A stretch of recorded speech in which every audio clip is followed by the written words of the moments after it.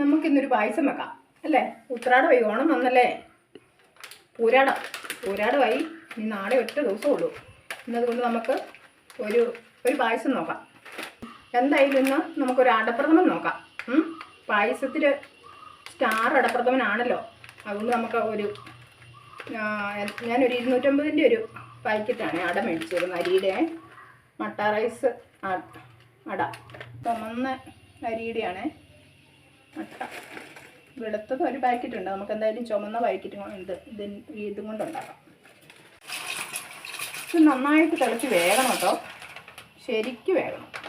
അപ്പോൾ നമ്മൾ 1/2 കിലോയുടെ ഒരു ശർക്കര ഇതാണ് പൊടിച്ച് ഉരുക്കിയെടുക്കണം. പിന്നെ ഞാൻ ഒരു തേങ്ങ, ഇത് തിളച്ച് വെന്ത് ശരിയാകുമ്പോഴേക്കും ഞാനിത് ഉരുക്കാം. തേങ്ങയും ചിരണ്ടി പാലും എടുക്കാം കേട്ടോ.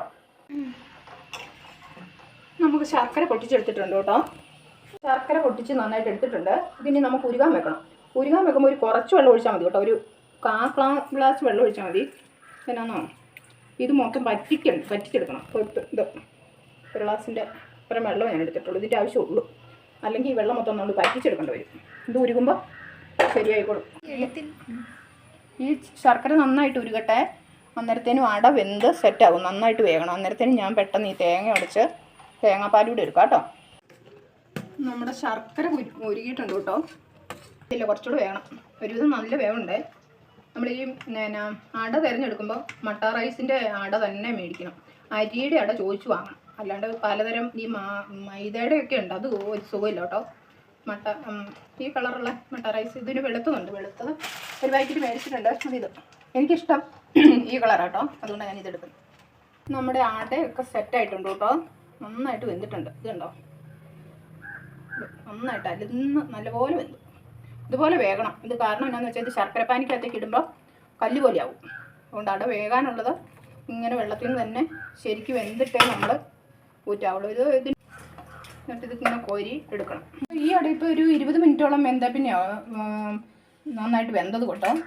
ഇത് ഇങ്ങനെ വലിയ പീസൊക്കെ ഉണ്ടെങ്കിൽ അപ്പോൾ നമ്മളൊന്ന് മുറിച്ചിടുകയാണെങ്കിൽ നല്ലതായിരിക്കും. എല്ലാം അരിച്ചെടുത്തിട്ടുണ്ട്. ഇത് കണ്ടോ, നല്ല കുറുകിയ കഞ്ഞിവെള്ളം പോലെ ഇരിക്കുന്നത്. ഇതാണ് ഈ മട്ടയരിയുടെ പ്രത്യേകത.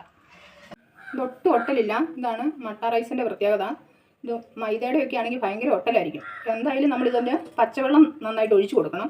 ഇതിൻ്റെ ഇത് ഒട്ടിപ്പിടിച്ചിരിക്കാണ്ടേ. ഇതിന് ഒട്ടലില്ല. ഒട്ടലുള്ളതാണെങ്കിൽ ശരിക്കും നന്നായിട്ട് 2-3 പ്രാവശ്യം ഒഴിച്ചു കൊടുക്കണം കേട്ടോ. എന്നാലും ഒട്ടലില്ല. എന്നാലും ഞാനൊന്ന് ഒഴിച്ചു കൊടുക്കുക. ഇങ്ങനെയുള്ള വലിയ പീസുകൾ നമ്മൾ ചെറുതായിട്ടൊന്ന് മുറിച്ചിടുകയാണെങ്കിൽ നല്ലതായിരിക്കും കേട്ടോ.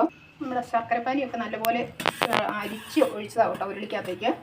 ഇനി നമുക്ക് ഈ സംഭവം ഇട്ട് കൊടുക്കും. നമ്മുടെ ആട്ട ഇത് വലിയ കഷ്ണമൊക്കെ ഒന്ന് മുറിച്ചിട്ടാൽ നല്ലതാണ്. ഒരു വലിയ കഷ്ണമൊന്നുമില്ല. നമ്മൾ വെള്ളം കുറച്ച് ശർക്കര ഉരുക്കിയെടുക്കണം. പിന്നെ ശർക്കര മേടിക്കുമ്പോൾ നമ്മൾ ഈ മറയൂർ ശർക്കരയാണ് ഞാൻ എടുത്തേക്കുന്നത്. ഇവിടെ സാധാരണ അതാണ് ഉപയോഗിക്കുന്നത്. ശർക്കര നല്ലതാണ്. ഏത് പായസവും നന്നാവുള്ളൂ കേട്ടോ.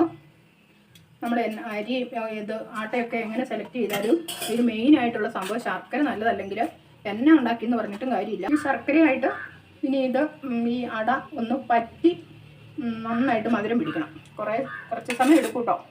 ആ നേരത്തിന് നമ്മുടെ തേങ്ങാപ്പാൽ ഞാൻ റെഡിയാക്കി വെച്ചിട്ടുണ്ട്. ഇനി ഈ ഏലക്ക ഇതൊക്കെ ഒന്ന് പൊടിച്ചെടുക്കാം. ഏലക്ക പൊടിച്ച് വെച്ചത് തനിപ്പാലിനകത്തേക്ക് ഇടണം. കാണിക്കാൻ മറന്നു പോയതാ കേട്ടോ. അത് മറക്കാണ്ട് ഇടണം. നമ്മുടെ അട സെറ്റായി വരുന്നുണ്ട്. ഒരു കുറച്ചുകൂടെ പറ്റണം കേട്ടോ.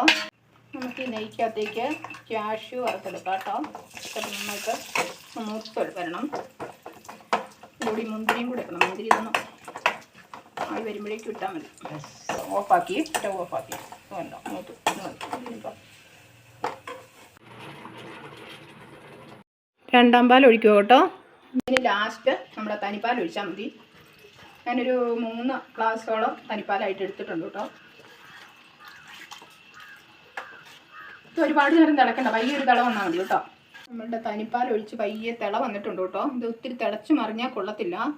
തിളച്ച് വരുമ്പോൾ നിർത്തണം. നിർത്തുന്നതിന് തൊട്ട് മുമ്പായിട്ട് നമ്മുടെ വറുത്ത് വെച്ചിട്ടുള്ള സംഭവം കാഷ്യൂ മുന്തിരി ഇടുക.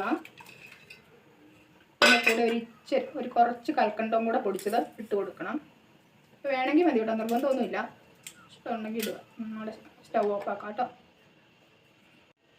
നമ്മുടെ അടപ്രഥമൻ അങ്ങനെ സെറ്റായിട്ടുണ്ട്. ഇനി ഒന്ന് മാറിയിട്ട് നമുക്കൊന്ന് രുചിച്ച് നോക്കാം. അങ്ങനെ നമ്മുടെ അടപ്രഥമൻ റെഡി ആയിട്ടുണ്ട്. നമ്മളിത് ചിരട്ടയ്ക്കകത്ത് കുടിക്കണം. സൂപ്പറാട്ടോ. ഇവിടെ എന്നും പായസം വെക്കുമ്പോൾ ചേട്ടൻ ഇങ്ങനെ വാങ്ങുന്നത് ചിരട്ടയ്ക്കകത്ത് എടുത്ത് തരും എല്ലാ പിള്ളേർക്കും. എല്ലാവരും ഇങ്ങനെ എടുത്ത് കുടിച്ച് നോക്കാം. സൂപ്പറാണേ. അങ്ങനെ നമ്മുടെ അടപ്രഥമൻ പൂരാടത്തിൻ്റെ അന്ന് റെഡി ആയിട്ടുണ്ട്. എല്ലാവരും ഒന്ന് ട്രൈ ചെയ്ത് നോക്കാം കേട്ടോ. സൂപ്പർ പായസം.